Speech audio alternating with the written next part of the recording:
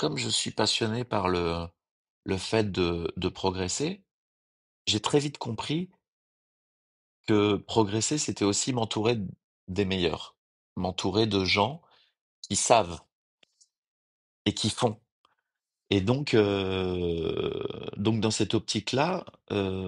tu vois, par exemple, mon prochain marathon, ça va être Valence en décembre. C'est pas parce que voilà, c'est parce qu'aussi Johan Durand, qui est un marathonien professionnel, a évoqué aussi pour moi le fait de faire Valence, parce que j'ai entendu, que c'était un marathon plat, que, par rapport à Berlin, c'était mieux parce que la préparation de Valence se faisait pas pendant l'été en pleine chaleur, que donc il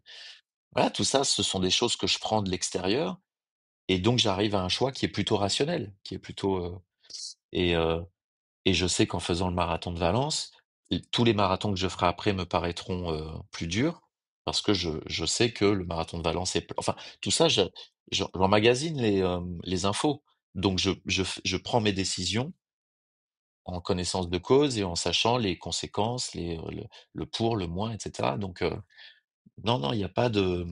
tu vois, par exemple, ça m'est arrivé de refuser des courses automobiles qu'on me proposait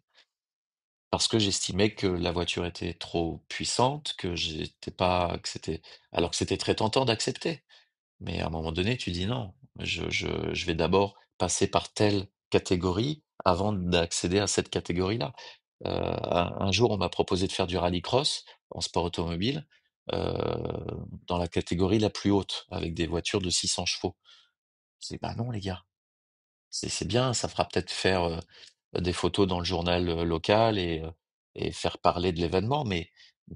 moi je sais que c'est n'importe quoi, je sais que c'est pas raisonnable et donc j'ai participé au rallycross dans une, catégorie inférieure qui était déjà bien et voilà donc non, non, je suis pas j'essaye d'être quand même réfléchi dans les décisions que je prends.